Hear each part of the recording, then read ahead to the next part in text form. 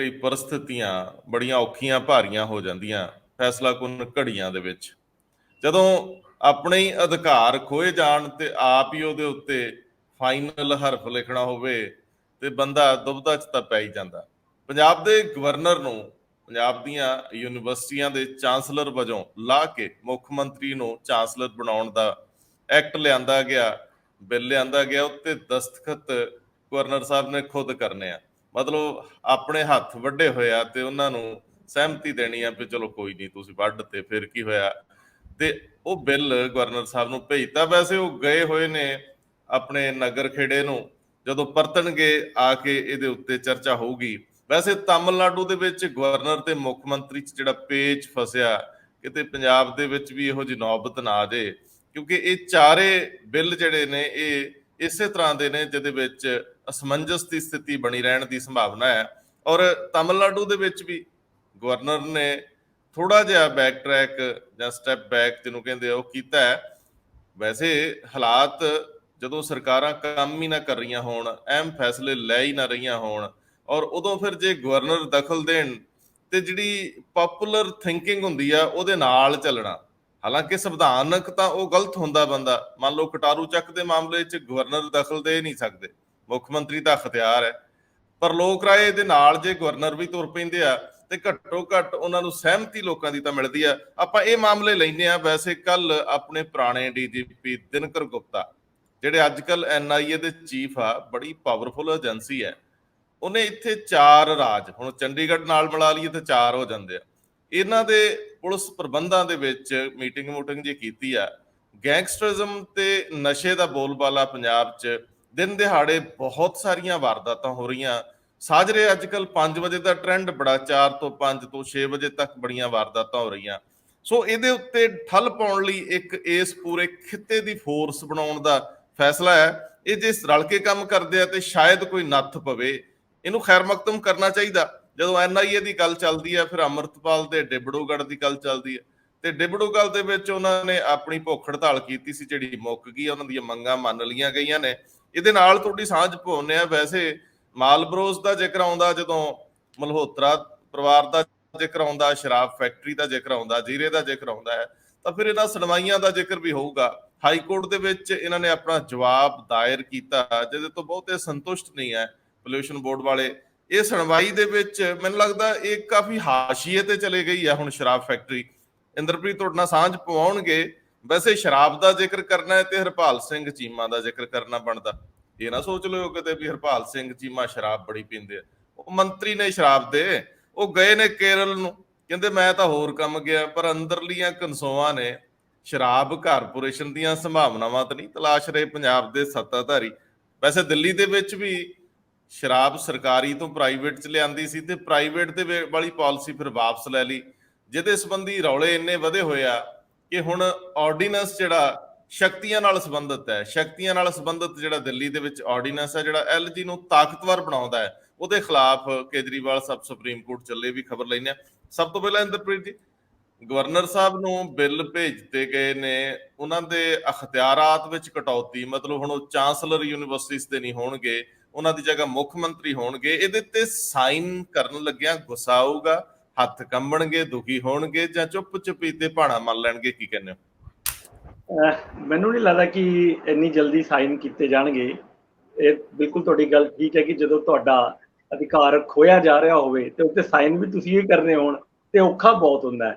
ਦੇਖੋ, ਇਹੀ ਪਹਿਲਾਂ ਕੰਮ ਪੱਛਮੀ ਬੰਗਾਲ 'ਚ ਹੋ ਚੁੱਕਿਆ, ਹੋਰ ਵੀ ਸਟੇਟਾਂ ਦੇ ਵਿੱਚ ਇਦਾਂ ਦਾ ਹੀ ਚੱਲ ਰਿਹਾ ਹੈ ਤੇ ਪੰਜਾਬ ਵੀ ਉਹਦੇ 'ਚ ਇੱਕ ਹੈ। ਹਜੇ ਤੱਕ ਕਿਸੇ ਵੀ ਥਾਂ ਤੇ ਸਿਰੇ ਨਹੀਂ ਚੜਿਆ। ਸ਼ਾਇਦ ਸੁਪਰੀਮ ਕੋਰਟ 'ਚ ਕੇਸ ਵੀ ਚੱਲ ਰਿਹਾ ਹੈ ਜਿਹੜਾ ਵੈਸਟ ਬੰਗਾਲ ਸਾਈਡ ਤੋਂ ਹੈਗਾ, ਤੇ ਉੱਥੇ ਵੀ ਅਜੇ ਕੋਈ ਮਤਲਬ ਉਹਨਾਂ ਨੂੰ ਰਾਹਤ ਮਿਲੀ ਨਹੀਂ ਹੈ। ਮਤਲਬ ਅਜੇ ਕਾਨੂੰਨੀ ਪੇਚੀਦਗੀਆਂ ਦੇ ਵਿੱਚ, ਮੈਂ ਇਹ ਕਹੂੰਗਾ ਕਿ ਕਾਨੂੰਨੀ ਪੇਚੀਦਗੀਆਂ ਦੇ ਵਿੱਚ ਫਸਿਆ ਹੋਇਆ। ਸੋ ਇੱਥੇ ਵੀ ਹੁਣ ਕੱਲ ਗਵਰਨਰ ਸਾਹਿਬ ਨੂੰ ਭੇਜ ਤਾਂ ਦਿੱਤੇ ਗਏ ਆ ਬਿੱਲ, ਲੇਕਿਨ ਹਜੇ ਜਿਹੜੇ ਗਵਰਨਰ ਸਾਹਿਬ ਇੱਥੇ ਹੈ ਨਹੀਂ ਹੈ, 1 ਹਫ਼ਤੇ ਲਈ ਬਾਹਰ ਗਏ ਹੋਏ ਨੇ, ਆਪਣੇ ਪਿੰਡ ਗਏ ਆ, ਤੇ ਸ਼ਾਇਦ ਜਦੋਂ ਆਉਣਗੇ ਵਾਪਿਸ ਤਾਂ ਉਦੋਂ ਇਸ ਤੇ ਕੋਈ ਨਾ ਕੋਈ ਫੈਸਲਾ ਲੈਣਗੇ। ਉਹਨਾਂ ਨੇ ਖੁਦ ਕਿਹਾ ਵੀ ਸੀਗਾ ਵੀ ਉਹ ਕਾਨੂੰਨੀ ਰਾਏ ਸਾਰਿਆਂ ਦੇ ਉੱਤੇ ਲੈਣਗੇ, ਉਹਨਾਂ ਦੀ ਲੀਗਲ ਟੀਮ ਹੈਗੀ ਹੈ, ਉਦੋਂ ਲੈ ਕੇ ਅਗਰ ਠੀਕ ਹੋਇਆ ਤਾਂ ਉਹ ਕਹਿੰਦੇ ਮੈਂ ਜ਼ਰੂਰ ਪਾਸ ਕਰ ਦੂੰਗਾ, ਅਗਰ ਨਹੀਂ ਠੀਕ ਹੋਇਆ ਤਾਂ ਫਿਰ ਮੈਂ ਪਾਸ ਨਹੀਂ ਕਰੂੰਗਾ। ਇਹ ਤਾਂ ਉਹਨਾਂ ਨੇ ਆਪਣੀ ਉਸ ਦਿਨ ਜਿਹੜੀ ਪ੍ਰੈਸ ਕਾਨਫਰੰਸ ਹੋਈ ਸੀ ਜਿਸ 'ਚ ਮੈਂ ਵੀ ਗਿਆ ਸੀਗਾ, ਤੇ ਉਹਦੇ ਵਿੱਚ ਉਹਨਾਂ ਨੇ ਬਹੁਤ ਕਲੈਰਿਟੀ ਨਾਲ ਹੀ ਕਿਹਾ ਹੋਇਆ। ਹੁਣ ਇਸ ਪ੍ਰੋਬਲਮ ਇਹ ਹੈਗੀ ਹੈ ਕਿ ਜਿੱਥੇ ਜਿੱਥੇ ਵੀ ਗੈਰ ਭਾਜਪਾਈ ਸਰਕਾਰਾਂ ਨੇ ਉੱਥੇ ਉੱਥੇ ਇਸ ਕਿਸਮ ਦੀਆਂ ਦਿੱਕਤਾਂ ਆ ਰਹੀਆਂ ਨੇ। ਮੈਨੂੰ ਲੱਗਦਾ ਕਿ ਇਹ ਇਕੱਲੇ ਅਧਿਕਾਰਾਂ ਦੇ ਉੱਤੇ ਐਕਚੁਅਲੀ ਕਬਜ਼ਾ ਕਰਨ ਦੀ ਗੱਲ ਹੈ। ਜਿਸ ਤਰ੍ਹਾਂ ਗਵਰਨਮੈਂਟ ਆਫ ਇੰਡੀਆ ਗਵਰਨਰਾਂ ਰਾਹੀਂ ਉਹਨਾਂ ਸਟੇਟਾਂ ਤੇ ਕਬਜ਼ਾ ਕਰ ਰਹੀ ਹੈ ਜਿਨ੍ਹਾਂ ਤੇ ਉੱਥੇ ਉਹਨਾਂ ਦੀ ਸਰਕਾਰ ਨਹੀਂ ਹੈਗੀ, ਤੇ ਇੱਥੇ ਦੀਆਂ ਲੋਕਲ ਜਿਹੜੀਆਂ ਰੀਜਨਲ ਪਾਰਟੀਆਂ ਨੇ ਉਹ ਇਸ ਕਿਸਮ ਦੇ ਬਿੱਲ ਲਿਆ ਕੇ ਮਤਲਬ ਆਪਣੇ ਅਧਿਕਾਰਾਂ ਨੂੰ ਹੋਰ ਵਧਾਉਣ ਦਾ ਜਾਂ ਬਚਾਉਣ ਦਾ ਯਤਨ ਕਰ ਰਹੀਆਂ ਨੇ। ਸੋ ਇਹ ਕਸ਼ਮਕਸ਼ ਹੈ। ਅੱਛੀ ਗੱਲ ਹੈ, ਮੈਨੂੰ ਇਹ ਚੰਗੀ ਵੀ ਇਸ ਕਰਕੇ ਲੱਗ ਰਹੀ ਹੈ ਕਿ ਘੱਟੋ ਘੱਟ ਇੱਕ ਤਾਂ ਇਹਦੇ ਨਾਲ ਇਹ ਹੈ ਕਿ ਬਹੁਤ ਚੀਜ਼ਾਂ ਇਹ ਬਹਿਸ ਦਾ ਵਿਸ਼ਾ ਛਿੜ ਗਈਆਂ ਨੇ, ਕਿਉਂਕਿ ਆਮ ਤੌਰ ਤੇ ਇਹਨਾਂ ਦੇ ਉੱਤੇ ਬਹੁਤੀਆਂ ਜਾਣਕਾਰੀਆਂ ਹੁੰਦੀਆਂ ਨਹੀਂ, ਲੇਕਿਨ ਜਦੋਂ ਇਸ ਤਰ੍ਹਾਂ ਦੀ ਕਸ਼ਮਕਸ਼ ਚੱਲ ਜਾਂਦੀ ਹੈ ਫਿਰ ਹਰ ਤਰਫ ਤੋਂ ਬੰਦੇ ਆਪਣੇ ਆਪਣੇ ਆਰਗੂਮੈਂਟਸ ਦਿੰਦੇ ਆ, ਤੇ ਜਿਹੜੇ ਸੁਣਨ ਵਾਲੇ ਵੀ ਹੁੰਦੇ ਆ ਜਾਂ ਪੜ੍ਹਨ ਵਾਲੇ ਵੀ ਹੁੰਦੇ ਆ ਉਹ ਵੀ ਇਨਰਿਚ ਹੁੰਦੇ ਆ ਕਿ ਹਾਂ ਉਹਨਾਂ ਨੂੰ ਵੀ ਪਤਾ ਲੱਗਦਾ ਰਹਿੰਦਾ ਯਾਰ ਅੱਛਾ ਇਹ ਵੀ ਚੀਜ਼ਾਂ ਸੀਗੀਆਂ, ਇਹ ਪਤਾ ਹੀ ਨਹੀਂ ਸੀਗਾ। ਸੋ ਮੈਨੂੰ ਉਸ ਪੱਖੋਂ ਠੀਕ ਲੱਗਦਾ ਕਿ ਜਿਹੜੇ ਆਰਗੂਮੈਂਟਸ ਚੱਲ ਰਹੇ ਨੇ ਉਹ ਆਰਗੂਮੈਂਟਸ ਸਾਨੂੰ ਵੀ ਇਨਰਿਚ ਕਰ ਰਹੇ ਆ, ਹੋਰਾਂ ਨੂੰ ਵੀ ਇਨਰਿਚ ਕਰ ਰਹੇ ਹੋਣੇ। ਇਹ ਸਾਰੇ ਇੱਕੋ ਹੀ ਥੈਲੀ ਦੇ ਚੱਟੇ ਬੱਟੇ ਨੇ। ਤੁਸੀਂ ਗੱਲ ਕਰ ਰਹੇ ਹੋ ਭਾਰਤੀ ਜਨਤਾ ਪਾਰਟੀ ਦੇ ਰਾਜ ਵਿੱਚ ਗੈਰ ਭਾਜਪਾਈ ਸਰਕਾਰਾਂ ਤੇ ਜਿਸ ਤਰੀਕੇ ਨਾਲ ਸ਼ਿਕੰਜਾ ਕੱਸਿਆ ਜਾਂਦਾ ਹੈ ਰਾਜਪਾਲਾਂ ਦੇ ਥਰੂ। ਮੈਂ ਤਾਂ ਥੋੜਾ ਜਿਹਾ ਪਿਛਾਂਹ ਜਾਣਾ ਹੈ, ਤੇ ਜਦੋਂ ਕਾਂਗਰਸ ਇਸੇ ਤਰ੍ਹਾਂ ਦੀ ਸਥਿਤੀ 'ਚ ਹੁੰਦੀ ਸੀ ਨਾ, ਜਦੋਂ ਕਾਂਗਰਸ ਡੋਮੀਨੇਟ ਕਰਦੀ ਹੁੰਦੀ ਸੀ, ਉਹ 300 ਪਲੱਸ ਸੀਟਾਂ ਲੈ ਜਾਂਦੇ ਹੁੰਦੇ ਸੀ, ਤੇ ਉਦੋਂ ਉਹ ਤਾਂ ਇਹਨਾਂ ਤੋਂ 4 ਕਦਮ ਅੱਗੇ ਜਾਂਦੇ ਹੁੰਦੇ ਸੀ। ਤੁਹਾਨੂੰ ਯਾਦ ਹੋਣਾ, ਉਹ ਤਾਂ ਸਰਕਾਰਾਂ ਤੋੜ ਹੀ ਦਿੰਦੇ ਹੁੰਦੇ ਸੀ। ਪੰਜਾਬ ਕਿੰਨੀ ਦੇਰ ਭੁਗਤਦਾ ਰਿਹਾ, ਜਦੋਂ ਜੀ ਕੀਤਾ ਕਾਲੀਆਂ ਨੂੰ ਉਹ ਚੱਕ ਕੇ ਮਾਰੋ, ਕਦੇ ਇਹਨਾਂ ਦੀ ਟਰਮ ਪੂਰੀ ਨਹੀਂ ਸੀ ਹੋਈ। ਖੈਰ ਸੱਤਾਧਾਰੀ ਜਦੋਂ ਉਹਨਾਂ ਦੇ ਬ੍ਰੇਨ ਨੂੰ ਸੱਤਾ ਚੜ੍ਹਦੀ ਇੰਝ ਹੀ ਰਿਐਕਟ ਕਰਦੇ ਆ। ਹੁਣ ਵਾਲੇ ਕੋਈ ਵੱਖਰੇ ਨਹੀਂ, ਇਹ ਉਸੇ ਸਿਲਸਿਲੇ ਦਾ ਹਿੱਸਾ ਹੈ। ਸੋ ਭਾਸਕਰ ਸਾਹਿਬ, ਜਦੋਂ ਅੱਜ ਇੰਦਰਪ੍ਰੀਤ ਜੀ ਚੱਲੇ ਨੇ, ਆਪਣਾ ਅਨੁਰਾਗ ਵਰਮਾ ਜੀ ਨੇ ਆਪਣੇ ਆਫਿਸ ਦੇ ਵਿੱਚ ਸਵੇਰੇ ਸ਼ੁਰੂਆਤ ਕਰਨੀ ਹੈ। ਇਹ ਉਹਨਾਂ ਪੱਤਰਕਾਰਾਂ ਚੋਂ ਨੇ ਜਿਨ੍ਹਾਂ ਨੂੰ 4-5 ਨੂੰ ਉਹਨਾਂ ਨੇ ਖਾਸ ਇੰਟਰਵਿਊ ਲਈ ਸੱਦਿਆ ਹੋਇਆ। ਉਹਨਾਂ ਨੇ ਮਤਲਬ ਸੱਤਾਧਾਰੀਆਂ ਨੇ ਸੱਦਿਆ ਹੋਇਆ, ਕੋਈ 4 ਦੇ ਕਰੀਬ ਐਸੇ ਚੋਣ ਕੀਤੇ ਲੋਕ ਨੇ। ਸੋ ਇਹਨਾਂ ਨੂੰ ਆਪਾਂ ਜਲਦੀ ਫ੍ਰੀ ਕਰਨਾ ਹੈ। ਵੈਸੇ ਮੈਂ ਥੋੜਾ ਜਿਹਾ ਤਕਲੀਫ ਨਾਲ ਵੀ ਇੱਕ ਦੂਜੀ ਗੱਲ ਕਰਦੇ ਹਾਂ ਕਿ ਅੱਜ ਬਹੁਤ ਪਿਆਰੇ ਤੇ ਸਤਿਕਾਰੇ ਸਾਡੇ ਮਰਹੂਮ ਵੀਰ ਦਵਿੰਦਰ ਸਿੰਘ ਹੋਰਾਂ ਦੇ ਅੰਤਮ ਸੰਸਕਾਰ ਦਾ ਮੌਕਾ ਹੋਊਗਾ। ਅੱਜ ਪਟਿਆਲੇ ਦੇ ਨੇੜੇ ਉਹ ਸ਼ਮਸ਼ਾਨ ਘਾਟ ਦੇ ਵਿੱਚ ਉਹਨਾਂ ਨੂੰ ਆਖਰੀ ਵਿਦਾਇਗੀ ਦਿੱਤੀ ਜਾਊਗੀ। ਇਹ ਬੜਾ ਦੁਖਦਾਈ, ਇਹ ਪੀੜਦਾਇਕ ਆ। ਇਹ ਉਹ ਮਰਹਲਾ ਜਿਹਨੂੰ ਟੱਚ ਕਰਨ ਲੱਗਿਆ ਇੰਜ ਲੱਗਦਾ ਇਹ ਠੀਕ ਨਹੀਂ ਹੈ, ਝੂਠ ਹੈ, ਕਿਉਂਕਿ ਉਹ ਬੰਦਾ 90 ਸਾਲ ਤੋਂ ਉੱਪਰ ਦੀ ਜ਼ਿੰਦਗੀ ਜਿਉਣ ਵਾਲਾ ਮਹਿਜ 74 ਸਾਲ ਦੇ ਵਿੱਚ ਇਸ ਫਾਨੀ ਸੰਸਾਰ ਤੋਂ ਰੁਖਸਤ ਹੋ ਜਾਂਦਾ। ਬੜੀ ਤਕਲੀਫ ਹੁੰਦੀ ਹੈ। ਕੁਝ ਇੱਕ ਗੱਲਾਂ ਜੇ ਸਮਾਂ ਮਿਲਿਆ ਤੇ ਅਸੀਂ ਲਾਸਟ ਵਿੱਚ ਕਰਾਂਗੇ। ਬਹੁਤ ਨਿੱਜੀ ਅਨੁਭਵ ਨੇ ਔਰ ਬਹੁਤ ਲੰਬੇ ਸਿਲਸਿਲੇ ਨੇ ਉਹਨਾਂ ਨਾਲ ਗੱਲਾਂ ਬਾਤਾਂ ਦੇ। ਇੰਨੇ ਸਿਆਣੇ ਸੀ ਕਿ ਆ ਜਿਹੜੇ ਅਸੀਂ ਗੁਰਨਰਾਂ ਦੀ ਗੱਲ ਕਰ ਰਹੇ ਹਾਂ ਨਾ, ਜਦੋਂ ਕਿਸੇ ਸਿਆਣੇ ਬੰਦੇ ਨੂੰ ਕੋਈ ਮੁਸ਼ਕਲ ਆਉਂਦੀ ਸੀ ਨਾ, ਜਿਹੜਾ ਸਿਆਣਾ ਉਹਨਾਂ ਨਾਲ ਇੱਕੋ ਨਹੀਂ ਸੀ ਰੱਖਦਾ, ਉਹਨਾਂ ਦੀ ਰਾਏ ਜ਼ਰੂਰ ਲੈਂਦਾ ਸੀ। ਉਹਨਾਂ ਦੀ ਰਾਏ ਸਪੀਕਰ ਲੈਂਦੇ ਹੁੰਦੇ ਸੀ, ਉਹਨਾਂ ਦੀ ਰਾਏ ਗਵਰਨਰ ਹਾਊਸ ਚੋਂ ਲਈ ਜਾਂਦੀ ਹੁੰਦੀ ਸੀ, ਮੁੱਖ ਮੰਤਰੀ ਵੀ ਉਹਨਾਂ ਦੀ ਰਾਏ ਲੈਂਦੇ ਹੁੰਦੇ ਸੀ, ਚੰਨੀ ਸਾਹਿਬ ਅਕਸਰ ਉਹਨਾਂ ਦੀ ਰਾਏ ਲੈਂਦੇ ਹੁੰਦੇ ਸੀ। ਭਾਸਕਰ ਸਾਹਿਬ, ਤਮਿਲਨਾਡੂ ਦੇ ਵਿੱਚ, ਕਿਉਂਕਿ ਇੱਧਰ ਵੀ ਜਿਹੜੇ ਬਿੱਲ ਗਏ ਨੇ, ਹੁਣ ਗਵਰਨਰ ਸਾਹਿਬ ਆ ਕੇ ਵੇਖਣਗੇ ਫਰੋਲ ਫਰਾਲ ਕੇ, ਉਹ ਉਹਨਾਂ ਨੇ ਭੇਜ ਤਾਂ ਦਿੱਤੇ ਹੀ ਹੋਣਗੇ। ਸਤਪਾਲ ਜੈਨ ਸਾਹਿਬ ਨੂੰ ਇੱਕ ਹੋਰ ਟਰਮ ਮਿਲ ਗਈ ਆ, ਉਹ ਵੀ ਖਬਰ ਆ ਰਹੀ ਹੈ, ਉਹ ਬੜੇ ਉਹਨਾਂ ਦੇ ਨੇੜੇ ਹੁੰਦੇ ਨੇ। ਸੋ ਭਾਸਕਰ ਸਾਹਿਬ, ਤਮਿਲਨਾਡੂ ਦੀ ਸਥਿਤੀ ਵੀ ਕਲੀਅਰ ਕਰੋ ਤਾਂ ਕਿ ਇਹ ਲੜਾਈਆਂ ਨੂੰ ਇੱਕੋ ਹੀ ਜਗ੍ਹਾ ਰੱਖ ਕੇ ਆਪਾਂ ਵੇਖ ਸਕੀਏ। ਦੇਖੋ, ਗਵਰਨਰ ਤੇ ਇਲੈਕਟਿਡ ਗਵਰਨਮੈਂਟ ਉਹ ਗੈਰ ਭਾਜਪਾ ਸਟੇਟਾਂ ਦੇ ਵਿੱਚ ਰਫੜ ਪਏ ਹੋਏ ਨੇ। ਇਸ ਗੱਲ ਦਾ ਜ਼ਿਕਰ ਸੀ ਇੰਦਰਪ੍ਰੀਤ ਉਹਨਾਂ ਨੇ ਵੀ ਕਰ ਹੀ ਦਿੱਤਾ। ਹੁਣ ਪੰਜਾਬ ਦੇ ਵਿੱਚ ਕਟਾਰੂ ਚੱਕ ਉਹਨਾਂ ਦੇ ਮਾਮਲੇ ਦੇ ਵਿੱਚ ਗਵਰਨਰ ਸਾਹਿਬ ਸਾਡੇ ਬਨਵਾਰੀ ਲਾਲ ਪੁਰੋਹਿਤ ਚਿੱਠੀ ਲਿਖ ਚੁੱਕੇ ਨੇ। ਏਦਾਂ ਦੀ ਹੀ ਚਿੱਠੀ ਤਮਿਲਨਾਡੂ ਦੇ ਗਵਰਨਰ RN ਰਵੀ ਉਹਨਾਂ ਨੇ ਲਿਖੀ ਸੀਗੀ ਜੂਨ 15 ਨੂੰ। ਉਸ ਜੂਨ 15 ਨੂੰ ਹੀ ਜਵਾਬ ਮਿਲ ਗਿਆ ਸੀਗਾ ਮੁੱਖ ਮੰਤਰੀ ਦਾ। ਉਹਨਾਂ ਸਾਰੀ ਗੱਲਾਂ ਦੇ ਉੱਤੇ ਤੁਹਾਨੂੰ ਕੱਲ ਵੀ ਅਸੀਂ ਇਸ਼ੂ ਡਿਸਕਸ ਕੀਤਾ ਸੀਗਾ ਕਿ ਕਿਸ ਤਰੀਕੇ ਨਾਲ ਅਨਕਨਸਟੀਟਿਊਸ਼ਨਲੀ ਬਾਲਾ ਜੀ ਉਹਨਾਂ ਨੂੰ ਡਿਸਮਿਸ ਕਰਤਾ ਸੀਗਾ ਗਵਰਨਰ ਸਾਹਿਬ ਨੇ, ਔਰ ਕੁਝ ਘੰਟੇ ਬਾਅਦ ਆਪਣੇ ਹੀ ਲਿੱਤੇ ਹੋਏ ਡਿਸੀਜਨ ਨੂੰ ਸਟੈਪ ਬੈਕ ਕਹਿ ਲਓ ਜਾਂ ਉਹ ਵਾਪਸ ਯੂ ਟਰਨ ਲੈ ਲਓ, ਉਹਨਾਂ ਨੇ ਉਹਨੂੰ ਹੋਲਡ ਤੇ ਰੱਖਤਾ ਸੀ। ਔਰ ਫਿਰ ਬਾਅਦ ਚ ਫਾਈਨਲ ਅਨਾਉਂਸਮੈਂਟ ਸੀਗੀ ਵੀ ਇਹਨੂੰ ਹਜੇ ਫਿਲਹਾਲ ਨਹੀਂ ਕੀਤਾ ਜਾ ਰਿਹਾ। ਔਰ ਉਸ ਤੋਂ ਬਾਅਦ ਗਵਰਨਰ ਸਾਹਿਬ ਨੇ ਵੀਰਵਾਰ ਨੂੰ ਇੱਕ ਹੋਰ ਚਿੱਠੀ ਲਿਖੀ ਮੁੱਖ ਮੰਤਰੀ ਨੂੰ। ਉਸ ਚਿੱਠੀ ਦੇ ਵਿੱਚ ਆਪਣੇ ਲਿੱਤੇ ਹੋਏ ਡਿਸੀਜਨ ਨੂੰ ਜਸਟੀਫਾਈ ਕਰਨ ਦੀ ਕੋਸ਼ਿਸ਼ ਕੀਤੀ ਗਈ। ਉਹ ਕਹਿੰਦੇ ਨੇ ਕਿ ਜਦ ਮੈਂ ਤੁਹਾਨੂੰ ਚਿੱਠੀ ਲਿਖੀ ਸੀ ਕਿ ਇਹਨਾਂ ਨੂੰ ਬਤੌਰ ਮੰਤਰੀ ਬਰਖਾਸਤ ਕਰ ਦਿਓ, ਤੇ ਤੁਸੀਂ ਉਹਦੇ ਉੱਤੇ ਕੋਈ ਡਿਸੀਜਨ ਨਹੀਂ ਲਿੱਤਾ, ਬਲਕਿ ਹੈਲਥ ਗਰਾਊਂਡ ਦੇ ਉੱਤੇ ਜਦ ਜੂਨ 14 ਨੂੰ ਉਹ ਫੜੇ ਗਏ ਸੀਗੇ ਕੈਸ਼ ਫॉर ਜੌਬ ਸਕੈਮ ਦੇ ਵਿੱਚ, ਤੇ ਤੁਸੀਂ ਜੂਨ 15 ਦੇ ਵਿੱਚ ਉਹਨਾਂ ਦੇ ਪੋਰਟਫੋਲੀਓ ਤੇ ਚੇਂਜ ਕਰਤੇ, ਉਹਨਾਂ ਦੇ ਪੋਰਟਫੋਲੀਓ ਤੋਂ ਅਗਲੇ 2 ਮੰਤਰੀਆਂ ਨੂੰ ਦੇਤੇ, ਪਰ ਹੈਲਥ ਗਰਾਊਂਡ ਦੇ ਉੱਤੇ ਇਹ ਸਾਰੀ ਕਾਰਵਾਈ ਵਾਸਤੇ ਤੁਸੀਂ ਰਿਕਮੈਂਡ ਕੀਤਾ ਸੀ, ਜਦ ਕਿ ਇਹ ਗਲਤ ਹੈ। ਹੈਲਥ ਗਰਾਊਂਡ ਦੀ ਬਜਾਏ ਉਹਨਾਂ ਦੇ ਉੱਤੇ ਲੱਗੇ ਹੋਏ ਕਰਪਸ਼ਨ ਚਾਰजेस ਦਾ ਜ਼ਿਕਰ ਤੁਸੀਂ ਆਪਣੀ ਚਿੱਠੀ ਦੇ ਵਿੱਚ ਕਰਨਾ ਚਾਹੀਦਾ ਸੀਗਾ, ਔਰ ਉਹ ਆਪਣੀ ਅਗੇਂਸਟ ਕੀਤੀ ਗਈ ਹੋਈ ਇਨਵੈਸਟੀਗੇਸ਼ਨ ਨੂੰ ਹੈਂਪਰ ਕਰ ਸਕਦੇ ਨੇ, ਇਨਫਲੂਐਂਸ ਕਰ ਸਕਦੇ ਨੇ। ਇਸ ਕਰਕੇ ਮੈਨੂੰ ਇਹ ਡਿਸੀਜਨ ਲੈਣਾ ਪਿਆ। ਹਾਲਾਂਕਿ ਇਸ ਲੈਟਰ ਦੇ ਵਿੱਚ ਉਹਨਾਂ ਨੇ ਉਹ ਆਪਣੀ ਪਾਵਰਾਂ ਦਾ ਵੀ ਜ਼ਿਕਰ ਕੀਤਾ ਹੈ, ਪਾਵਰਾਂ ਦਾ ਜ਼ਿਕਰ ਕੀਤਾ ਹੈ ਕਿ ਮੈਨੂੰ ਆਰਟੀਕਲ 154, 163 ਤੇ 164 ਐਮਪਾਵਰ ਕਰਦੇ ਨੇ ਕਿ ਮੈਂ ਇਦਾਂ ਦਾ ਡਿਸੀਜਨ ਲੈ ਲਾਂ, ਔਰ ਨਾਲ ਦੇ ਨਾਲ ਉਹ ਲੀਗਲ ਐਡਵਾਈਸ ਵਾਸਤੇ ਵੀ ਇਸ ਗੱਲ ਦੇ ਉੱਤੇ ਕਹਿੰਦੇ ਨੇ। ਔਰ ਆਪਣੇ ਉਸ ਲੈਟਰ ਦੇ ਵਿੱਚ ਕਹਿੰਦੇ ਨੇ ਅਮਿਤ ਸ਼ਾਹ ਉਹਨਾਂ ਦੀ ਇੰਟਰਵੈਂਸ਼ਨ ਤੋਂ ਬਾਅਦ, ਯੂਨੀਅਨ ਮਿਨਿਸਟਰ ਅਮਿਤ ਸ਼ਾਹ ਉਹਨਾਂ ਦੀ ਇੰਟਰਵੈਂਸ਼ਨ ਤੋਂ ਬਾਅਦ ਮੈਂ ਇਹ ਲੀਗਲ ਐਡਵਾਈਸ ਲੈ ਰਿਹਾ। ਉਹ ਲੈਟਰ ਦੇ ਵਿੱਚ ਕੁਝ ਐਦਾਂ ਦੀ ਗੱਲਾਂ ਲਿਖੀ ਹੋਈਆਂ ਕਿ ਆਪਣੇ ਆਪ ਵਿੱਚ ਆਪਣੇ ਹੀ ਲਿੱਤੇ ਹੋਏ ਡਿਸੀਜਨ ਨੂੰ, ਕਿਉਂਕਿ ਲੀਗਲ ਐਡਵਾਈਸ ਲੈਣੀ ਚਾਹੀਦੀ ਸੀ ਪਹਿਲੇ, ਉਹ ਡਿਸੀਜਨ ਲੈਣ ਤੋਂ ਬਾਅਦ ਲੀਗਲ ਐਡਵਾਈਸ ਲੈ ਰਹੇ ਨੇ। ਔਰ ਦੂਜੇ ਪਾਸੇ ਮੁੱਖ ਮੰਤਰੀ ਸਟੈਲਨ ਉਹ ਵੀ ਇੱਕ ਲੈਟਰ ਲਿਖਦੇ ਨੇ ਗਵਰਨਰ ਸਾਹਿਬ ਨੂੰ ਕਿ ਤੁਸੀਂ ਜਿਹੜਾ ਵੀ ਡਿਸੀਜਨ ਲਿੱਤਾ ਬੜਾ ਹੇਸ ਦੇ ਵਿੱਚ ਲਿੱਤਾ, ਬੜੀ ਜਲਦਬਾਜ਼ੀ 'ਚ ਲਿੱਤਾ ਹੈ, ਔਰ ਇਸ ਡਿਸੀਜਨ ਲੈਣ ਦੇ ਵਾਸਤੇ ਤੁਹਾਡੇ ਕੋਲ ਕੋਈ ਰਾਈਟਸ ਨਹੀਂ, ਅਧਿਕਾਰ ਨਹੀਂ, ਕਨਸਟੀਟਿਊਸ਼ਨਲੀ ਜਿਨ੍ਹਾਂ ਆਰਟੀਕਲਸ ਦਾ ਤੁਸੀਂ ਜ਼ਿਕਰ ਕਰਦੇ ਹੋ ਉਹ ਵੀ ਤੁਹਾਨੂੰ ਐਮਪਾਵਰ ਨਹੀਂ ਕਰ ਸਕਦਾ। ਔਰ ਪੂਰੇ ਦੇਸ਼ ਦੇ ਵਿੱਚ ਪਹਿਲੀ ਵਾਰ ਹੈ ਜਦ ਕਿਸੇ ਗਵਰਨਰ ਨੇ ਬਿਨਾਂ ਕੰਸੈਂਟ ਮੁੱਖ ਮੰਤਰੀ ਦੇ ਐਦਾਂ ਦਾ ਕੋਈ ਡਿਸੀਜਨ ਲਿੱਤਾ ਹੋਏ। ਇਹ ਮੁੱਦਾ ਹੁਣ ਦੇਸ਼ ਭਰ ਦੇ ਵਿੱਚ ਡਿਸਕਸ ਹੋ ਰਿਹਾ ਹੈ, ਕਿਉਂਕਿ ਪੰਜਾਬ ਦੇ ਵਿੱਚ, ਕੇਰਲਾ ਦੇ ਵਿੱਚ, ਵੈਸਟ ਬੰਗਾਲ ਦੇ ਵਿੱਚ, ਉੱਥੇ ਵੀ ਤਕਰੀਬਨ ਐਦਾਂ ਦੇ ਹੀ ਗਵਰਨਰ ਤੇ ਮੁੱਖ ਮੰਤਰੀ ਦੇ ਝਗੜੇ ਹੈਗੇ ਨੇ ਕਹਿ ਲਓ, ਜਾਂ ਹੀਟਡ ਆਰਗੂਮੈਂਟ ਕਹਿ ਲਓ, ਜਾਂ ਚਿੱਠੀ ਹੋ ਰਹੇ ਨੇ। ਉਹ ਸਾਰੇ ਮੁੱਦੇ ਹੁਣ ਹੋਰ ਜ਼ਿਆਦਾ ਉਜਾਗਰ ਹੋ ਗਏ ਨੇ। ਸਾਡੇ ਇੱਥੇ ਭਾਜੀ ਚਾੜਨੀ ਤੇ ਭਾਜੀ ਮੋੜਨੀ ਰਿਵਾਜ ਹੈ, ਤੇ ਇਹੀ ਰਿਵਾਜ ਉੱਥੇ ਏਦਾਂ, ਇਹ ਵੱਡਾ ਹੋਵੇ ਬੰਦਾ, ਛੋਟਾ ਹੋਵੇ ਬੰਦਾ, ਗਲੀ 'ਚ ਲੜਦਾ ਹੋਵੇ ਤੇ ਭਾਵੇਂ ਰਾਜ ਭਵਨ 'ਚ ਲੜਦਾ ਹੋਵੇ, ਮੁੱਖ ਮੰਤਰੀ ਨਿਵਾਸ 'ਚ ਬੰਦਾ ਹੀ ਹੁੰਦਾ। ਸੋ ਇਹ ਤਾਂ ਸਾਨੂੰ ਹੁਣ ਪੱਕਾ ਪਤਾ ਹੈ ਵੀ ਜਦੋਂ ਇਹ ਲੜਨਗੇ ਤੇ ਹੱਦਾਂ ਸਰਹੱਦਾਂ ਨਹੀਂ ਹੁੰਦੀਆਂ। ਚਲੋ ਆਪਾਂ ਇੰਦਰਪ੍ਰੀਤ ਜੀ ਚੱਲਦੇ ਹਾਂ।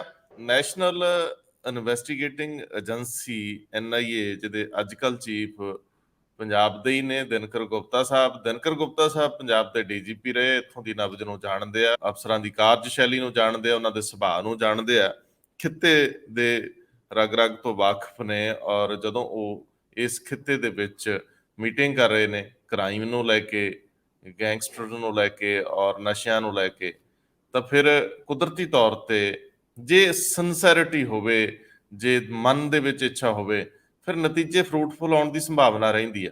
ਤੇ ਇਹ ਜਿਹੜਾ ਇੱਕ ਯਤਨ ਹੈ, ਇਹਨੂੰ ਕਿਵੇਂ ਲੈ ਰਹੇ ਹੋ? ਵੈਸੇ ਇਹ ਸਾਰਾ ਸਿਲਸਿਲਾ, ਇਹ ਮੀਟਿੰਗ ਤੇ ਬਾਕੀ ਚੀਜ਼ਾਂ ਨਾਲ ਸਾਡੀ ਸਾਂਝ ਪਵਾ ਦਿਓ। ਮੈਂ ਤਾਂ ਮੋਟੀ ਖਬਰ ਦਾ ਜ਼ਿਕਰ ਕਰ ਰਿਹਾ ਜਿਹੜੀ ਪ੍ਰਕਾਸ਼ਿਤ ਹੋਈ ਹੈ, ਲੇਕਿਨ ਇਹਦੇ ਪਿੱਛੇ ਵੀ, ਕਿਉਂਕਿ ਤੁਹਾਡੀ ਦਿਨਕਰ ਗੁਪਤਾ ਨਾਲ ਗੱਲ ਜੇ ਹੋਈ ਹੈ ਤਾਂ ਉਹ ਵੀ ਜ਼ਰੂਰ ਦੱਸੋ। ਪਰ ਇਹ ਦਰਅਸਲ ਕਿਸ ਤਰ੍ਹਾਂ ਦਾ ਇਹ ਇੱਕ ਚੌਖਟਾ ਹੋਊਗਾ, ਕਿਸ ਤਰ੍ਹਾਂ ਦਾ ਇਹ ਪ੍ਰਬੰਧ ਹੋਊਗਾ ਜਿਹਦੇ ਵਿੱਚ ਪੰਜਾਬ ਪੁਲਿਸ ਨਾਲੋਂ ਬਿਹਤਰ ਪ੍ਰਬੰਧ ਦੀ ਆਪਾਂ ਆਸ ਕਰ ਸਕਦੇ ਹਾਂ? ਰੰਧਾਵਾ ਸਾਹਿਬ ਦੇਖੋ, ਜਿਹੜੀ ਇਹ ਕੱਲ 3 ਸਟੇਟਾਂ ਦੀ ਮੀਟਿੰਗ ਹੋਈ ਹੈ, ਜਿਸ 'ਚ ਆਪਾਂ ਦਿੱਲੀ ਨੂੰ ਅਗਰ NIA ਦੇ ਤੌਰ ਤੇ ਇਨਵੋਲਵ ਕਰ ਲਈਏ ਤਾਂ ਫਿਰ 4 ਸਟੇਟਾਂ ਦੀ ਹੋਗੀ, ਪੰਜਾਬ, ਹਰਿਆਣਾ, UP ਤੇ ਦਿੱਲੀ।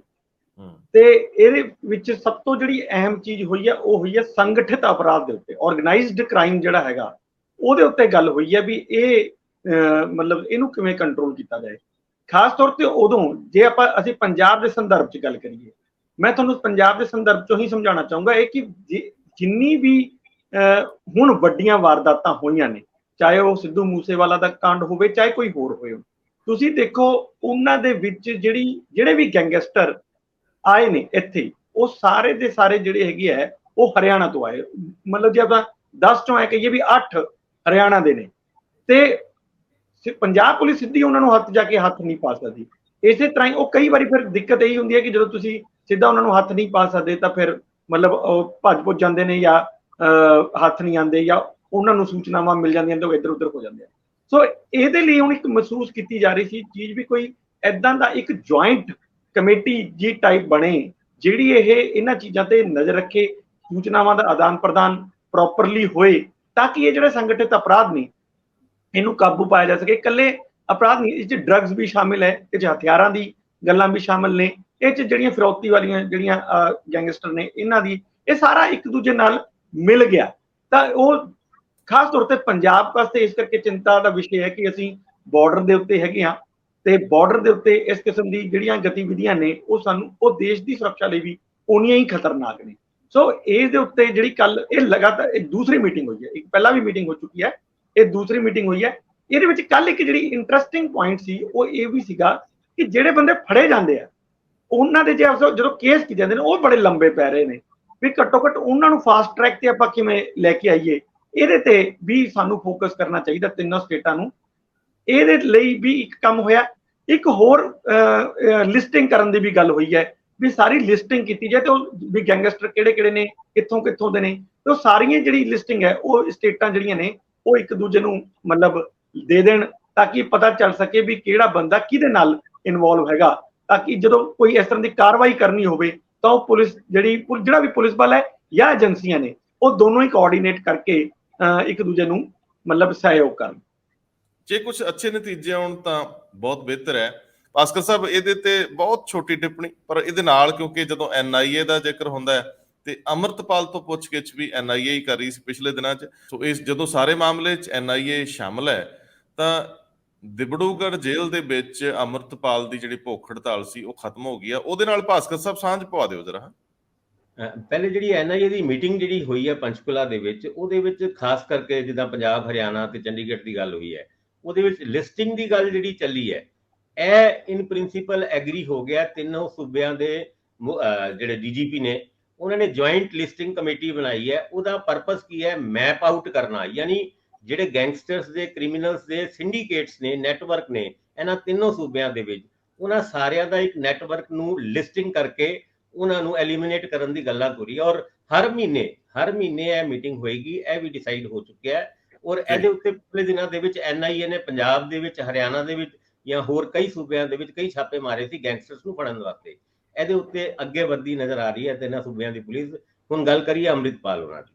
ਡਿਬਰੂਗੜ੍ਹ ਜੇਲ੍ਹ ਤੇ ਫਰਾਈਡੇ ਨੂੰ ਜਦ ਕਿਰਨਦੀਪ ਕੌਰ ਮਿਲਣ ਗਈ ਉਹਨਾਂ ਦੀ ਪਤਨੀ ਅੰਮ੍ਰਿਤਪਾਲ ਦੀ, ਤੇ ਉਹਨਾਂ ਨੇ ਕੁਝ ਕੰਪਲੇਂਟ ਕੀਤੀ ਕਿ ਅੰਮ੍ਰਿਤਪਾਲ ਔਰ ਉਹ ਤਮਾਮ ਉਹਨਾਂ ਦੇ ਐਸੋਸੀਏਟਸ ਕਹਿ ਲਓ ਜਾਂ ਉਹਨਾਂ ਦੇ ਸਾਥੀ ਕਹਿ ਲਓ, ਉਹਨਾਂ ਨੂੰ ਫੋਨ ਕਰਨ ਦੀ ਵੀ ਸੁਵਿਧਾ ਨਹੀਂ ਦਿੱਤੀ ਜਾ ਰਹੀ ਤਾਂ ਕਿ ਉਹ ਆਪਣੇ ਘਰ ਗੱਲ ਕਰ ਸਕਣ ਘੱਟ ਤੋਂ ਘੱਟ ਹਫ਼ਤੇ ਦੇ ਵਿੱਚ ਇੱਕ ਵਾਰ। ਔਰ ਉਹ 20 ਤੋਂ 25,000 ਰੁਪਏ ਦੀ ਗੱਲ ਕਰਦੇ ਨੇ ਕਿ ਮੈਂ ਅਗਰ ਇੱਕ ਹਫ਼ਤੇ ਦੇ ਵਿੱਚ ਮਿਲਣ ਆਉਂਦੀ ਹਾਂ ਤੇ ਮੇਰੇ 25,000 ਰੁਪਏ ਬਚ ਸਕਦੇ ਨੇ ਕਿ ਜੇ ਮੈਨੂੰ ਇੱਥੇ ਆਉਣ ਦੀ ਲੋੜ ਹੀ ਨਾ ਹੋਏ, ਜੇ ਮੇਰੀ 5-10 ਮਿੰਟ ਅਗਰ ਗੱਲ ਹੋ ਜਾਏ। ਉਸ ਮੁੱਦੇ ਦੇ ਉੱਤੇ ਉੱਥੇ ਦੇ ਡਿਪਟੀ ਕਮਿਸ਼ਨਰ ਜਿਹੜੇ ਬਿਸਵਜੀਤ ਪੈਗੂ ਹੈਗੇ ਨੇ, ਉਹਨਾਂ ਨੇ ਡਿਸੀਜਨ ਲੈ ਲਿਆ ਕਿ ਹਫ਼ਤੇ ਦੇ ਵਿੱਚ ਇੱਕ ਵਾਰ 15 ਤੋਂ 20 ਮਿੰਟ ਉਹ ਗੱਲ ਆਪਣੇ ਪਰਿਵਾਰਾਂ ਨਾਲ, ਆਪਣੇ ਵਕੀਲਾਂ ਨਾਲ ਕਰ ਸਕਦੇ ਨੇ ਅਗਰ ਕਰਨਾ ਚਾਹਣ ਤੇ। ਔਰ ਜਿੱਥੇ ਤੱਕ ਭੁੱਖ ਹੜਤਾਲ ਦੀ ਗੱਲ ਹੈਗੀ ਹੈ ਜਿਹੜੀ ਕਿਰਨਦੀਪ ਕੌਰ ਉਹਨਾਂ ਨੇ ਕਹੀ ਸੀ, ਉੱਥੇ ਦੇ ਡਿਪਟੀ ਕਮਿਸ਼ਨਰ ਔਰ ਐਸਪੀ ਜਿਹੜੇ ਉਹ ਵੀ ਕੱਲ ਮਿਸ਼ਰਾ ਸੀਗੇ, ਉਹ ਵੀ ਗਏ ਸੀਗੇ ਉੱਥੇ। ਉਸ ਗੱਲ ਤੋਂ ਇਨਕਾਰ ਜ਼ਰੂਰ ਕੀਤਾ ਹੈ ਕਿ ਫੂਡ ਕੁਆਲਿਟੀ ਨੂੰ ਲੈ ਕੇ ਕਿਸੇ ਵੀ ਤਰੀਕੇ ਦੀ ਅੰਮ੍ਰਿਤਪਾਲ ਜਾਂ ਉਹਨਾਂ ਦੇ ਸਾਥੀਆਂ ਨੂੰ ਕੋਈ ਕੰਪਲੇਂਟ ਨਹੀਂ ਹੈ। ਔਰ ਇਸ ਤੋਂ ਬਾਅਦ ਹੁਣ ਹਫ਼ਤੇ ਦੇ ਵਿੱਚ ਗੱਲ ਕਰਨਾ ਔਰ ਗੱਲ ਕਰਕੇ ਅੱਗੇ ਆਪਣੇ ਵਕੀਲਾਂ ਦੇ ਰਾਹੀਂ ਆਪਣੇ ਕੇਸ ਨੂੰ ਅੱਗੇ ਵਧਾਉਣ ਦੀ ਇਜਾਜ਼ਤ ਤੇ ਹੁਣ ਅੰਮ੍ਰਿਤਪਾਲ ਤੇ ਉਹਨਾਂ ਦੇ ਸਾਥੀਆਂ ਨੂੰ ਮਿਲ ਗਈ। ਇੰਦਰਪ੍ਰੀਤ ਜੀ, ਖਬਰ ਜਿਹੜੀ ਅਹਿਮ ਆ ਅਗਲੀ ਲੈਣੀ ਆਪਾਂ, ਉਹ ਹੈਗੀ ਆ ਮਾਲ ਬਰੋਜ਼ ਨਾਲ ਜੁੜੀ, ਜ਼ੀਰਾ ਫੈਕਟਰੀ ਨਾਲ। ਪਰ ਮੈਂ ਉਹ ਤੋਂ ਪਹਿਲਾਂ ਸ਼ਰਾਬ ਕਾਰਪੋਰੇਸ਼ਨ ਦੀ ਕਿਹੜੀ ਖਬਰ ਨਿਕਲ ਕੇ ਆਉਣੀ ਸ਼ੁਰੂ ਹੋ ਗਈ। ਚੰਗੇ ਭਲੇ ਠੇਕੇ ਚੱਲਣ ਡੇ ਆ, ਰੈਵਨਿਊ ਦੇ ਵਿੱਚ ਵੀ 1000 ਕਰੋੜ ਦਾ ਵਾਧਾ ਦੱਸਿਆ ਗਿਆ, ਸਭ ਸਮੂਥ ਹੈ। ਤੇ ਆ ਵਿੱਚ ਜੇ ਆ ਕੇ ਚੀਮਾ ਸਾਹਿਬ ਦਾ ਕੇਰਲ ਦੌਰਾ। ਸੋ ਚੀਮਾ ਸਾਹਿਬ ਸ਼ਰਾਬ ਕਾਰਪੋਰੇਸ਼ਨ ਦੇ ਉੱਤੇ ਗਏ ਨੇ ਕਿ ਸੈਰ ਸਪਾਟੇ ਲਈ ਨਿਕਲੇ ਨੇ ਜਾਂ ਕੋਈ ਏਜੰਡਾ ਹੋਰ ਹੈ? ਇਹ ਕਿਹੋ ਜਿਹੀਆਂ ਖਬਰਾਂ ਛਾਪੀ ਜਾ ਰਹੇ ਹੋ ਤੁਸੀਂ ਰਲ ਮਿਲ ਕੇ, ਕੀ ਕਹਿੰਦੇ ਹੋ? ਨਹੀਂ ਰੰਧਾਵਾ ਸਾਹਿਬ, ਇਹ ਖਬਰਾਂ ਇੱਥੋਂ ਛਪੀਆਂ ਜ਼ਰੂਰ ਨੇ ਪਰ ਉੱਥੋਂ PTI ਦੀ ਜਿਹੜੀ PTI ਏਜੰਸੀ ਹੈ ਜਾਰੀ ਤਾਂ ਉਸਨੇ ਹੀ ਕੀਤੀ ਹੈ ਖਬਰ। ਔਰ ਚੀਮਾ ਸਾਹਿਬ ਉਸ ਖਬਰ ਤੋਂ ਨਾਰਾਜ਼ ਵੀ ਨੇ। ਮੈਨੂੰ ਉਹਨਾਂ ਨੇ ਸਵੇਰੇ ਫੋਨ ਵੀ ਕੀਤਾ, ਕਹਿੰਦੇ ਯਾਰ ਇਹ ਖਬਰ ਦੇ ਫੈਕਟਸ ਠੀਕ ਨਹੀਂ ਹੈ, ਅਸੀਂ ਕੋਈ ਸ਼ਰਾਬ ਕਾਰਪੋਰੇਸ਼ਨ ਦੇ ਉੱਤੇ ਗੱਲ ਨਹੀਂ ਕਰਨ ਆਏ, ਕਿਉਂਕਿ ਇੱਥੇ ਦੀ ਅਸੀਂ ਜਿਹੜਾ ਦੇਖਿਆ ਹੈਗਾ ਇੱਥੇ ਤਾਂ 350-400 ਠੇਕਾ ਹੈ ਔਰ 5000 ਬੰਦਾ ਉਸ ਤੇ ਰੱਖਿਆ ਹੋਇਆ, ਤੇ ਇਹ ਸਾਡੇ ਔਰ ਬਹੁਤ ਮਹਿੰਗੀ ਸ਼ਰਾਬ ਹੈ ਤੇ ਸਾਡੇ ਇੱਥੇ ਮਾਡਲ ਚੱਲਣਾ ਹੀ ਨਹੀਂ ਹੈ, ਪਹਿਲੀ ਗੱਲ ਤਾਂ ਇਹ। ਪਰ ਕਹਿੰਦੇ ਇਹ ਮੈਨੂੰ ਮਿਸਕੋਟ ਵੀ ਕੀਤਾ ਹੋਇਆ ਉਹਨਾਂ ਨੇ, ਇਹਨਾਂ ਨੇ ਇਹ ਗਲਤ ਛਾਪੀ ਹੈ ਖਬਰ। ਚਲੋ ਮੈਂ ਉਸ ਗੱਲ ਤੇ ਨਹੀਂ ਜਾਂਦਾ। ਮੈਂ ਜਿਹੜਾ ਮੂਲ ਵਿਸ਼ਾ ਹੈਗਾ ਉਹ ਹੈਗਾ ਸ਼ਰਾਬ ਕਾਰਪੋਰੇਸ਼ਨ ਰਾਹੀਂ ਕੀ ਇਸ ਕਾਰੋਬਾਰ ਦੇ ਉੱਤੇ ਸਰਕਾਰ ਕੰਮ ਕਰ ਸਕਦੀ ਹੈ ਕਿ ਨਹੀਂ। ਕਿਉਂਕਿ ਤੁਹਾਨੂੰ ਯਾਦ ਹੋਊਗਾ ਕਿ ਜਦੋਂ ਵੀ ਕੋਈ ਆਪੋਜੀਸ਼ਨ ਪਾਰਟੀ ਜਦੋਂ ਵੀ ਇਲੈਕਸ਼ਨ ਦੇ ਵਿੱਚ ਜਾਣ ਤੋਂ ਪਹਿਲਾਂ ਉਹ ਹਮੇਸ਼ਾ ਹੀ ਇਹ ਕਹਿੰਦੇ ਰਹੇ ਹੈ ਕਿ ਸ਼ਰਾਬ ਨੂੰ ਸਰਕਾਰੀ ਕਾਰਪੋਰੇਸ਼ਨ ਬਣਾ ਕੇ ਉਸ ਚੋਂ ਰੈਵਨਿਊ ਜਿਹੜਾ ਵਧਾਇਆ ਜਾਏਗਾ। ਮੈਨੂੰ ਯਾਦ ਹੈ ਮੈਂ ਕੈਪਟਨ ਅਮਰਿੰਦਰ ਸਿੰਘ ਦੀ 2016 ਦਸੰਬਰ ਦੇ ਵਿੱਚ ਜਦੋਂ ਇੰਟਰਵਿਊ ਕੀਤੀ ਸੀ, ਔਰ ਉਹ ਜਦੋਂ ਬਹੁਤ ਵੱਡੀਆਂ ਮਤਲਬ ਰਿਆਇਤਾਂ ਦੇਣ ਦੀ ਗੱਲ ਕਰ ਰਹੇ ਸੀ, ਚਾਹੇ ਕਰਜ਼ੇ ਮਾਫ ਹੋਣ ਕੀਤੇ ਜਾਣ ਦੀ ਗੱਲ ਹੋਵੇ ਕਿਸਾਨਾਂ ਦੇ, ਚਾਹੇ ਹੋਰ ਬਹੁਤ ਸਾਰੀਆਂ ਗੱਲਾਂ ਸੀਗੀਆਂ। ਤਾਂ ਮੈਂ ਉਹਨਾਂ ਨੂੰ ਪੁੱਛਿਆ ਸੀ ਇਹ ਵੀ ਇੰਨਾ ਤੁਸੀਂ ਕਰ ਰਹੇ ਹੋ ਤੇ ਪੈਸਾ ਕਿੱਥੋਂ ਆਊਗਾ? ਉਹ ਕਹਿੰਦੇ ਯਾਰ ਇਹ ਤਾਂ ਕੋਈ ਨਹੀਂ, GDP ਦਾ 1% ਵੀ ਨਹੀਂ ਹੈਗਾ ਇਹ ਤਾਂ, ਤੇ ਇੰਨਾ ਤਾਂ ਅਸੀਂ ਜਿਹੜੀ ਸ਼ਰਾਬ ਹੈ ਉਹਦੀ ਸਰਕਾਰੀ ਕਾਰਪੋਰੇਸ਼ਨ ਬਣਾ ਲਵਾਂਗੇ ਤੇ ਸਾਰਾ ਕਾਰੋਬਾਰ ਅਸੀਂ ਆਪਣੇ ਹੱਥ 'ਚ ਲੈ ਕੇ ਇਹਦੇ ਵਧੀਆ ਜਿਹੜੇ ਹੈਗੇ ਨੇ ਰੈਵਨਿਊ ਕਮਾ ਲਾਂਗੇ ਇਸ ਤੋਂ। ਸੋ ਚਲੋ ਉਹਦੇ ਉੱਤੇ ਮੈਂ ਦੇਖਿਆ ਕਿ ਕੋਈ ਕੰਮ ਨਹੀਂ ਹੋਇਆ। ਕਿਉਂਕਿ ਮੈਕਸਿਮਮ ਜਿਹੜੇ MLAs ਹੈਗੇ ਆ ਉਹਨਾਂ ਦਾ ਆਪਣਾ ਹੀ ਸ਼ਰਾਬ ਦਾ ਕਾਰੋਬਾਰ ਹੈ, ਉਹ ਕਿਵੇਂ ਇਹ ਹੱਥੋਂ ਜਾਣ ਦੇ ਸਕਦੇ ਹੈ? ਸੋ ਜਦੋਂ ਇੱਕ ਇਸ ਤਰ੍ਹਾਂ ਦੀ ਚੀਜ਼ ਆ ਜਾਂਦੀ ਹੈ ਵੀ ਸਰਕਾਰ ਦੇ ਵਿੱਚ ਰਹਿੰਦਿਆਂ ਤੁਹਾਡੇ ਆਪਣੇ ਲੋਕ ਹੀ ਉਸ ਕਾਰੋਬਾਰ 'ਚ ਸ਼ਾਮਲ ਨੇ, ਤਾਂ ਫਿਰ ਖਜ਼ਾਨੇ 'ਚ ਪੈਸੇ ਆਣੇ ਸੰਭਵ ਨਹੀਂ ਹੁੰਦੇ। ਉਹ ਆਪਾਂ ਨੇ ਪਿਛਲੀ ਟਰਮ ਦੇ ਵਿੱਚ ਦੇਖ ਵੀ ਲਿਆ। ਫਿਰ 2022 'ਚ ਆਮ ਆਦਮੀ ਪਾਰਟੀ ਨੇ ਵੀ ਲਗਭਗ ਇਸੇ ਤਰ੍ਹਾਂ ਹੀ ਕਿਹਾ ਸੀ। ਤੁਹਾਨੂੰ ਯਾਦ ਹੋਊਗਾ ਅਰਵਿੰਦ ਕੇਜਰੀਵਾਲ ਹੋਰਾਂ ਦਾ ਬਿਆਨ ਵੀ ਸੀਗਾ ਕਿ ਅਸੀਂ ਜਿਹੜੀ ਆਹ ਰੇਤ ਤੋਂ 20,000 ਕਰੋੜ ਰੁਪਏ ਕਮਾ ਲਾਂਗੇ, ਸ਼ਰਾਬ ਦਾ ਜਿਹੜੀ ਹੈਗੀ ਉਹਦੀ ਜਿਹੜੀ ਹੈਗੀ ਹੈ ਉਹਨੂੰ ਵੀ ਕਾਰਪੋਰੇਸ਼ਨ ਬਣਾ ਕੇ ਦਿੱਤੀ। ਸੋ ਗੱਲਾਂ ਇੱਥੇ ਆਈਆਂ ਔਰ ਸਟੱਡੀ ਵੀ ਕੀਤੀਆਂ ਗਈਆਂ, ਜਿਹੜੇ ਡਿਫਰੈਂਟ ਸਟੇਟਾਂ ਦੇ ਵਿੱਚ ਟੀਮਾਂ ਵੀ ਭੇਜੀਆਂ, ਪਿਛਲੀ ਗਵਰਨਮੈਂਟ ਵੇਲੇ ਵੀ ਭੇਜੀਆਂ ਗਈਆਂ ਸੀ। ਵੈਸਟ ਬੰਗਾਲ ਦੇ ਵਿੱਚ ਮਨਪ੍ਰੀਤ ਬਾਦਲ ਖੁਦ ਗਏ ਸੀਗੇ, ਔਰ ਕੇਰਲ ਦੇ ਵਿੱਚ ਐਕਸਾਈਜ਼ ਵਾਲੇ ਦੀ ਟੀਮ ਭੇਜੀ ਹੋਈ ਸੀ, ਤਾਮਿਲਨਾਡੂ ਵਾਲਿਆਂ ਦੇ ਨੇ ਵੀ ਭੇਜੀ ਸੀ, ਕਿਉਂਕਿ ਤਾਮਿਲਨਾਡੂ ਦਾ ਕਹਿੰਦੇ ਸੀ ਕਿ ਸਭ ਤੋਂ ਜ਼ਿਆਦਾ ਮਤਲਬ ਕਾਰੋਬਾਰ ਹੈ ਸਰਕਾਰੀ ਕਾਰਪੋਰੇਸ਼ਨ 'ਚ, ਉਹ ਸਭ ਤੋਂ ਜ਼ਿਆਦਾ ਪੈਸੇ ਕਮਾਉਂਦੇ ਆ। ਪਰ ਮੈਂ ਬਾਅਦ 'ਚ ਇਹ ਸਟੱਡੀ ਵੀ ਕੀਤਾ ਸੀ, ਉਹ ਗਲਤ ਗੱਲ ਹੈ। ਉਹਨਾਂ ਦਾ ਟੋਟਲ ਜਿਹੜਾ ਉਹਨਾਂ ਦੀ ਟੋਟਲ ਰੈਵਨਿਊ ਹੈ ਉਹਨੂੰ ਹੀ ਮਤਲਬ ਉਹਦੇ ਵਿੱਚ ਲਈ ਜਾ ਰਿਹਾ। ਐਕਚੁਅਲੀ ਜਿੰਨੀ ਦੀ ਉਹ ਸ਼ਰਾਬ ਵੇਚਦੇ ਆ ਉਹ ਉਹਨਾਂ ਦੀ 29,000 ਕਰੋੜ ਦੀ ਹੈ, ਨਾ ਕਿ ਉਹਨਾਂ ਦੀ ਆਮਦਨੀ 29,000 ਕਰੋੜ ਦੀ ਹੈ। ਆਮਦਨੀ ਉਹਨਾਂ ਦੀ ਉਹੀ 8 ਤੋਂ 10,000 ਕਰੋੜ ਦੀ ਹੋਈ ਹੈ। ਤੇ ਜੇ ਅਸੀਂ ਆਪਣੀ ਆਬਾਦੀ ਦੇ ਅਨੁਸਾਰ, ਪੰਜਾਬ ਦੀ ਆਬਾਦੀ ਕਿਉਂਕਿ ਤਾਮਿਲਨਾਡੂ ਦੀ ਆਬਾਦੀ ਨਾਲੋਂ ਲਗਭਗ ਅੱਧੀ ਹੈ, ਜੇ ਅਸੀਂ ਆਪਣੀ ਆਬਾਦੀ ਨਾਲ ਉਹਨੂੰ ਉਹਦੇ ਅਨੁਪਾਤ 'ਚ ਗੱਲ ਕਰਾਂਗੇ ਤਾਂ ਫਿਰ ਅਸੀਂ ਤਾਂ ਉਹਦੇ ਨਾਲੋਂ ਕਿਤੇ ਤਾਮਿਲਨਾਡੂ ਫਿਰ ਜ਼ਿਆਦਾ ਕਮਾਉਂਦੇ ਹਾਂ ਅਸੀਂ। ਸੋ ਮੈਨੂੰ ਲੱਗਦਾ ਕਿ ਇਹ ਉਹਦੇ ਸਹੀ ਠੀਕ ਨਹੀਂ ਨੇ ਵੀ ਸਰਕਾਰੀ ਕਾਰਪੋਰੇਸ਼ਨ ਬਣਾ ਕੇ ਸ਼ਾਇਦ ਅਸੀਂ ਜ਼ਿਆਦਾ ਕਮਾਈ ਕਰ ਲਾਂਗੇ। ਹਾਂ, ਇਹਦੇ ਵਿੱਚ ਇੱਕ ਸਰਕਾਰੀ ਕਾਰਪੋਰੇਸ਼ਨਾਂ 'ਚ ਇੱਕ ਦਿੱਕਤ ਹੋਰ ਵੀ ਆਉਂਦੀ ਹੈ ਰੰਧਾਵਾ, ਜੋ ਮੈਂ ਐਕਸਾਈਜ਼ ਦੇ ਬੜੇ ਬੰਦੇ ਸਟੱਡੀ ਕਰਕੇ ਆਏ ਉਹਨਾਂ ਨਾਲ ਵੀ ਜਿਹੜੀ ਗੱਲਬਾਤ ਕੀਤੀ ਸੀ, ਉਹ ਵੀ ਇਹੀ ਕਹਿੰਦੇ ਸੀ ਕਿ ਫਿਰ ਕਈ ਵਾਰੀ ਇਦਾਂ ਦਾ ਹੁੰਦਾ ਵੀ ਕੋਈ ਚੇਅਰਮੈਨ ਜਾਂ ਕਾਰਪੋਰੇਸ਼ਨ ਦਾ MD ਜਾਂ ਕੋਈ ਵੀ ਸੈਕਟਰੀ ਇਸ ਤਰ੍ਹਾਂ ਦਾ ਲੱਗ ਗਿਆ ਜਿਨ੍ਹਾਂ ਨੂੰ ਸਿੱਧਾ ਕੰਪਨੀਆਂ ਅਪਰੋਚ ਕਰਨ ਤਾਂ ਫਿਰ ਲਿਮਟਿਡ ਬ੍ਰਾਂਡ ਹੀ ਜਾਰੀ ਕਰਿਆ ਕਰਨਗੀਆਂ। ਇਸ ਤਰ੍ਹਾਂ ਦੀਆਂ ਦਿੱਕਤਾਂ ਆਉਣਗੀਆਂ। ਤੇ ਦੂਜੀ ਵੱਡੀ ਗੱਲ ਇਹ ਹੈ ਵੀ ਇੰਨੇ ਜ਼ਿਆਦਾ ਕਰਮਚਾਰੀ ਰੱਖਣ ਦੀ ਸਥਿਤੀ 'ਚ ਇਸ ਟਾਈਮ ਪੰਜਾਬ ਸਰਕਾਰ ਨਹੀਂ ਹੈਗੀ ਵੀ 4-5 ਹਜ਼ਾਰ, ਕਿਉਂਕਿ ਇਸ ਟਾਈਮ 3,000 ਦੇ ਕਰੀਬ ਠੇਕਾ ਹੈ, ਤੇ ਜੇ ਹਰ ਇੱਕ 'ਚ 2-2 ਬੰਦੇ ਵੀ ਰੱਖੇ ਤਾਂ ਤੁਸੀਂ ਦੇਖੋ 6-7 ਹਜ਼ਾਰ ਤਾਂ ਸਾਨੂੰ ਮੁਲਾਜ਼ਮ ਹੀ ਰੱਖਣਾ ਪੈਣਾ ਹੈ ਰੈਗੂਲਰ ਤੌਰ ਤੇ, ਕਿਉਂਕਿ ਇਸ ਸਰਕਾਰ ਨੇ ਕਿਹਾ ਵੀ ਅਸੀਂ ਕੋਈ ਵੀ ਕੰਟਰੈਕਟ ਤੇ ਮੁਲਾਜ਼ਮ ਨਹੀਂ ਰੱਖਣਾ।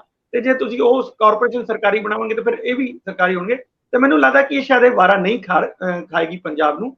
ਔਰ ਜਿਹੜਾ ਚੀਮਾ ਸਾਹਿਬ ਦਾ ਇੱਕ ਹੋਰ ਸੀਗਾ, ਉਹ ਕਹਿੰਦੇ ਕਿ ਅਸੀਂ ਸਟੱਡੀ ਸਿਰਫ ਇਹ ਗਏ ਹਾਂ ਵੀ ਇਹਨਾਂ ਦਾ ਬਿਲਿੰਗ ਸਿਸਟਮ ਕੀ ਹੈ, ਵੀ ਕੀ ਅਸੀਂ ਬਿਲਿੰਗ ਦੇ ਉੱਤੇ ਕੰਮ ਕਰ ਸਕਦੇ ਹਾਂ ਕਿ ਨਹੀਂ ਕਰ ਸਕਦੇ। ਸੋ ਇਸ ਤਰ੍ਹਾਂ ਦੀਆਂ ਚੀਜ਼ਾਂ ਨੇ, ਅਸੀਂ ਕਾਰਪੋਰੇਸ਼ਨ ਨਹੀਂ ਬਣਾਉਣ ਜਾ ਰਹੇ।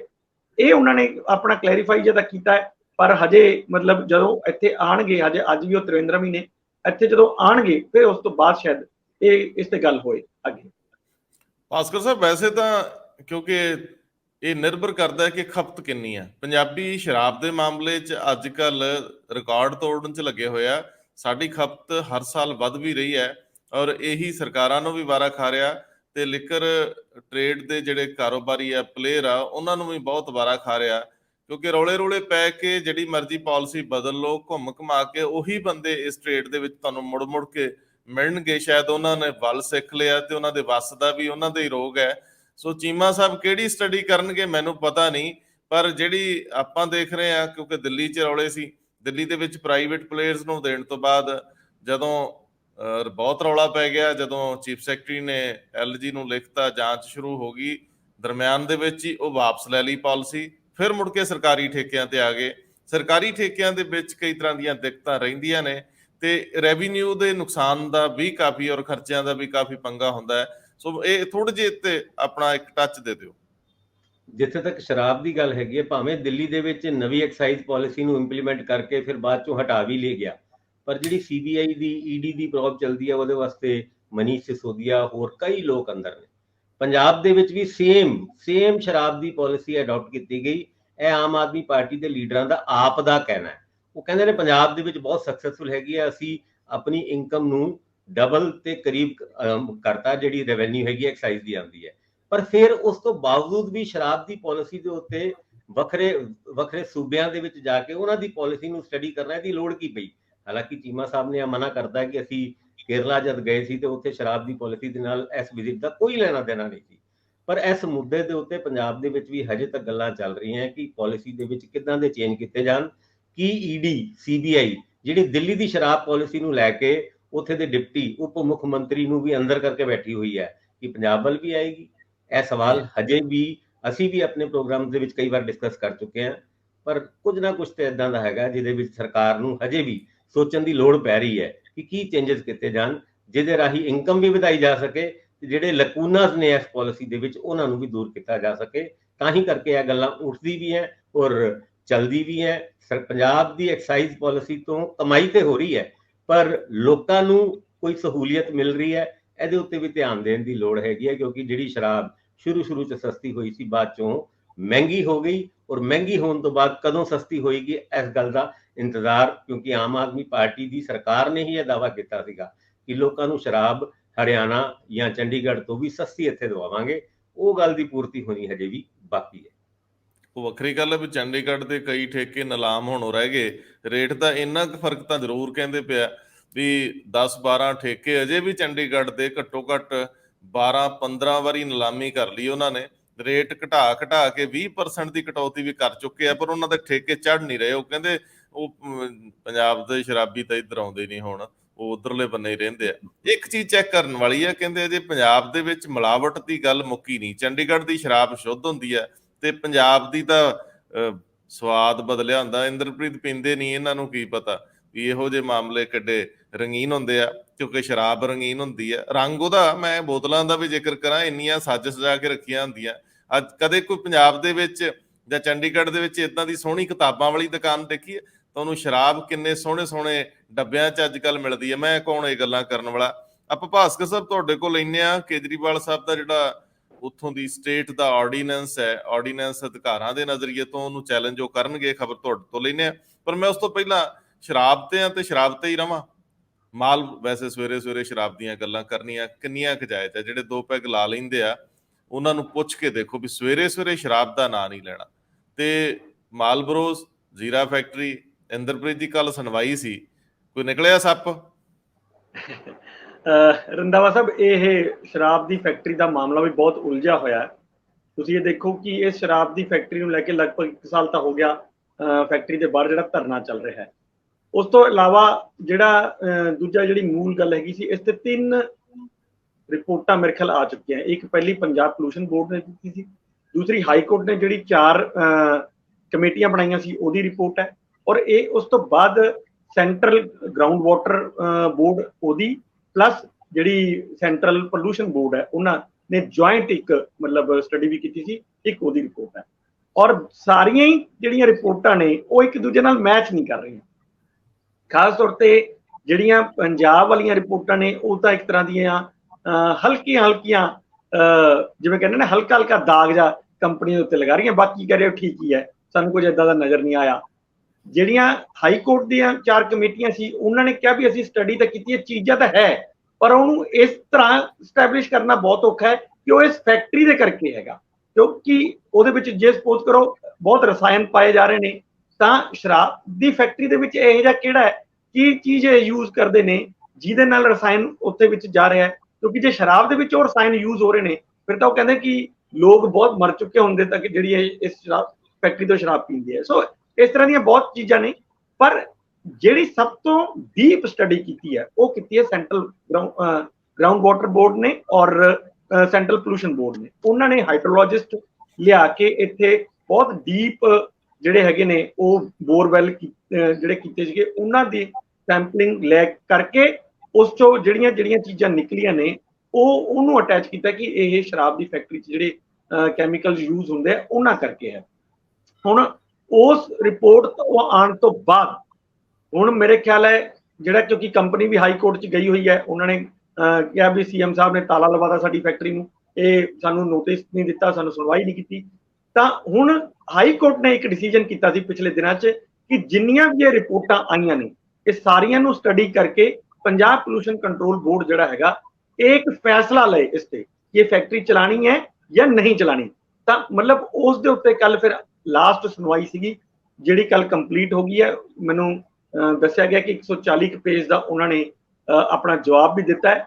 ਪਰ ਜਿਹੜੇ ਸਵਾਲ ਪੋਲੂਸ਼ਨ ਬੋਰਡ ਦੇ ਅਧਿਕਾਰੀਆਂ ਨੇ ਉਹਨਾਂ ਨੂੰ ਪੁੱਛੇ ਸੀਗੇ ਉਸ ਰਿਪੋਰਟਾਂ ਨੂੰ ਆਧਾਰ ਬਣਾ ਕੇ ਜਿਹੜੀਆਂ ਸੈਂਟਰਲ ਗਰਾਊਂਡ ਵਾਟਰ ਦੀ ਤੇ ਪੋਲੂਸ਼ਨ ਬੋਰਡ ਦੀਆਂ ਹੈਗੀਆਂ ਨੇ ਉਹਦੇ ਉੱਤੇ ਕਹਿੰਦੇ ਉਹ ਕੋਈ ਬਹੁਤਾ ਸੈਟੀਸਫੈਕਟਰੀ ਆਨਸਰ ਨਹੀਂ ਦੇ ਸਕੇ।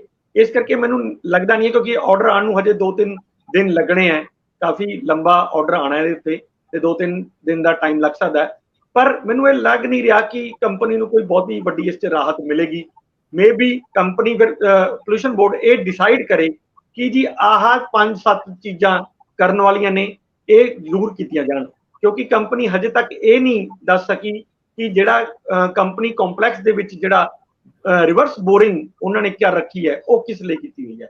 ਰਿਵਰਸ ਬੋਰਿੰਗ ਦਾ ਸਿੱਧਾ ਅਰਥ ਹੁੰਦਾ ਹੈ ਕਿ ਤੁਹਾਡਾ ਜਿਹੜਾ ਗੰਦਾ ਪਾਣੀ ਹੈ ਉਹ ਚੱਕ ਕੇ ਤੁਸੀਂ ਧਰਤੀ ਦੇ ਵਿੱਚ ਪਾਈ ਜਾ ਰਹੇ ਹੋ, ਜਿਹੜਾ ਬਾਅਦ ਚ ਗਰਾਊਂਡ ਵਾਟਰ ਨਾਲ ਮਿਲ ਕੇ ਸਾਰੇ ਨੂੰ ਪੋਲਿਊਟ ਕਰ ਰਿਹਾ ਹੈ। ਇਹ ਬਹੁਤ ਸੰਗੀਨ ਮਾਮਲੇ ਨੇ ਕਿ ਤੁਸੀਂ ਇਸ ਤਰ੍ਹਾਂ ਦਾ ਕ੍ਰਾਈਮ ਕਰੋ ਕਿ ਤੁਸੀਂ ਪਲੀਤ ਕਰਦੇ ਹੋ ਪਾਣੀ ਨੂੰ।